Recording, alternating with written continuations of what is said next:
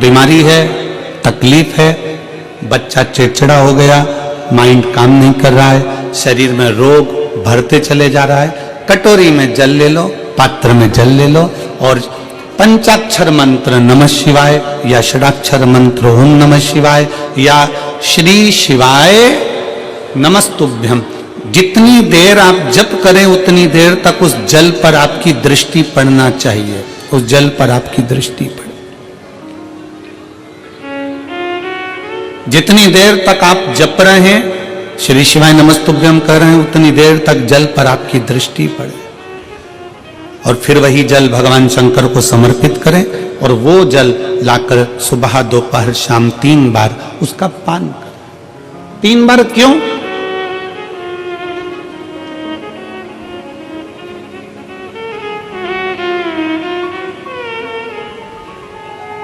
त्रिलोकी का नाथ, त्रिकालदर्शी, कैलाशी, अविनाशी, त्रिपुंडधारी, त्रिबेलपत्रधारी, त्रिनेत्रधारी, त्रिशूलधारी, त्रिपुंडधारी, त्रिलोकी के नाथ के 3 दर्शन मूल हैं।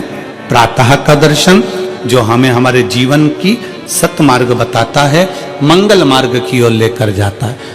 दोपहर का दर्शन हमारे जीवन में हमें उलझनों से बाहर निकाल देता है और शाम का दर्शन हमें चैन की नींद सोना सिखा देता है और आनंद में रहना सिखा देता है।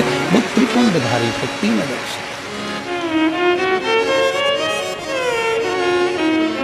वो कहते हैं ना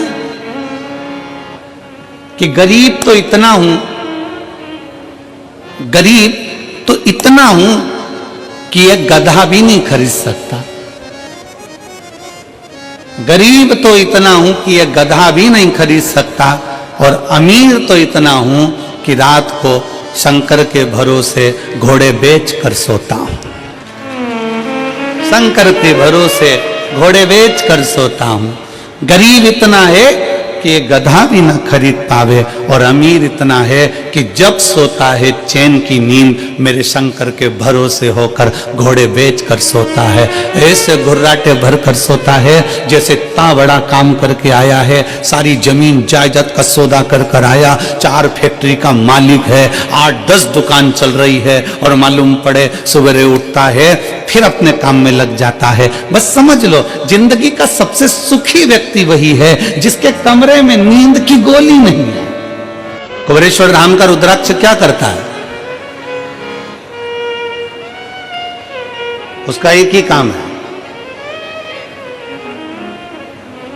पानी को अमृत बनाने का प्रयास करता है। काशी में रिसर्च चला कि ऐसा रुद्राक्ष में क्या है जिसको तांबे के कलश में गलाया गया और शंकर जी पे चढ़ाया गया और उस पानी को पिया तो उससे बल उत्पन्न हो गया, बीपी, शुगर, थायराइड जैसी बीमारियां ठीक होने लगी। क्या है ऐसा?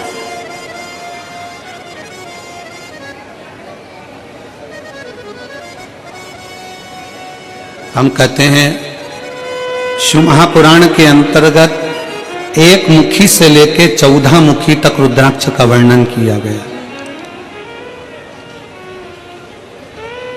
शिव महापुराण में 1 मुखी से लेकर 14 मुखी तक रुद्राक्ष का वर्णन किया गया और एक भी रुद्राक्ष, कोई कहता है कि 1 मुखी रुद्राक्ष ज्यादा प्रबल होता है, कोई कहता है 2 मुखी प्रबल होता है, कोई कहता है 3 मुखी प्रबल होता है, कोई कहता है 5 मुखी प्रबल होता है। सारे रुद्राक्ष कोई ना कोई कहता है कि ये बहुत प्रबल होता है। फिर किसी ने कहा गुरुजी 1 मुखी रुद्राक्ष कहीं मिलता है क्या? तो लोग कहते हैं गुरुजी कौन सा रुद्राक्ष ठीक है। शिव महापुराण में 1 मुखी से लेकर 14 मुखी तक रुद्राक्ष का वर्णन है। स्कंद पुराण के अंतर्गत 1 मुखी से लेकर 21 मुखी तक रुद्राक्ष का वर्णन है। लिंग पुराण में रुद्राक्ष की महत्वता है।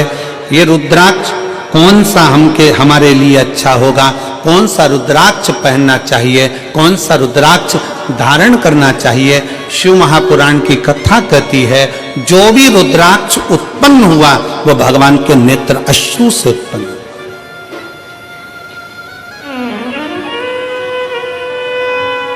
और केवल एक के मिलन से नहीं, रुद्राक्ष शंकर और पार्वती के मिलन से उत्पन्न हुआ है। मिलन, मेरे शंकर, मेरे ओगड़दानी, मेरे त्रिकालदर्शी, मेरे कैलाशी, मेरे अविनाशी, मेरे शंकर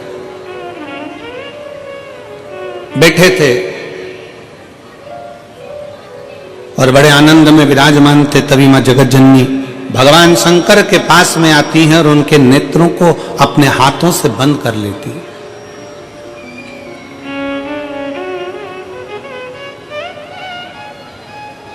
मां जगत जननी ने अपने हाथों से भगवान शंकर के नेत्रों को बंद किया और नेत्र को बंद करने पर भगवान शंकर के नयन से जो अश्रु गिरा, उस अश्रु से रुद्राक्ष की उत्पत्ति है।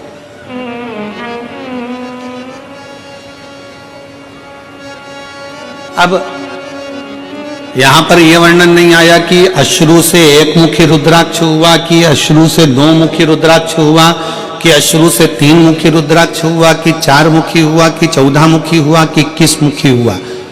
माता ने हाथ का स्पर्श किया, नेत्र बंद हुए, अश्रु नीचे गिरा, उससे रुद्राक्ष उत्पन्न हुआ।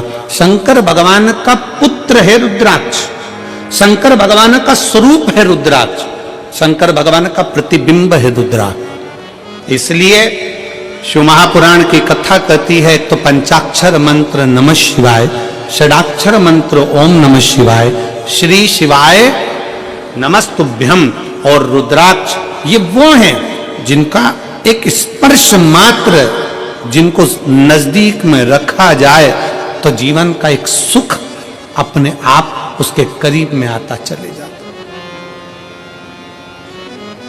मात्र स्पर्श। और देख लिया संसार हमने देख लिया, सब मतलब के हमने देख लिया, झूठे नाते झूठे रिश्ते, झूठे नाते झूठे रिश्ते, अरे झूठा है संसार हमने देख लिया, सब मतलब गया हमने देख लिया। शिव महापुराण की कथा कहती है कि रुद्राक्ष कोई सा भी हो, 1 मुखी हो, 14 मुखी हो, 21 मुखी हो, 15 मुखी हो, 11 मुखी हो, 10 मुखी हो, 5 मुखी हो, 4 मुखी हो, पर इतना याद रखना, कोई सा भी रुद्राक्ष हो, अगर आपके गले में पड़ा हुआ है, अगर वो रुद्राक्ष आपके गले में है, चाहे स्त्री हो, चाहे पुरुष हो, चाहे बेटी हो, चाहे बेटा हो, अगर उसके गले में रुद्राक्ष पड़ा हुआ है तो किसी दुनिया के व्यक्ति की सामर्थ्यता नहीं है कि वो आपको धोखा दे दे और आपसे छल कर कर चले जाए।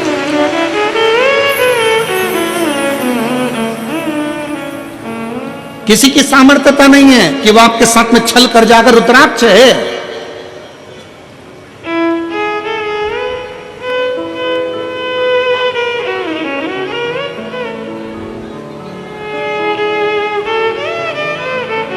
और प्रयास करो,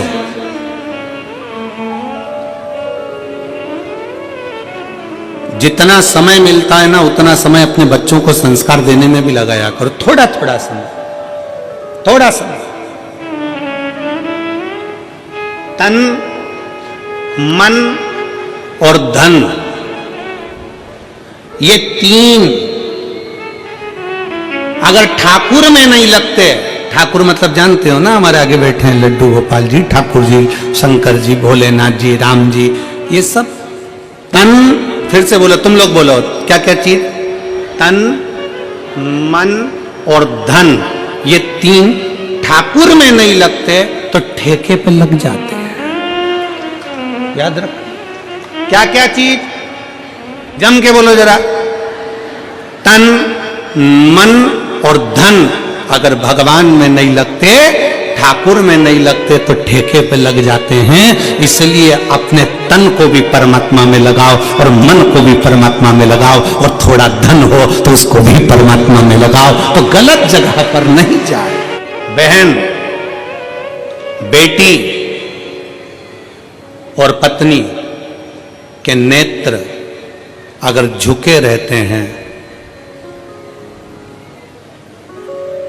बहन, बेटी और पत्नी के नेत्र अगर झुके हैं तो उसके घर के भाई, बाप और पति का सिर कभी नहीं झुकता है।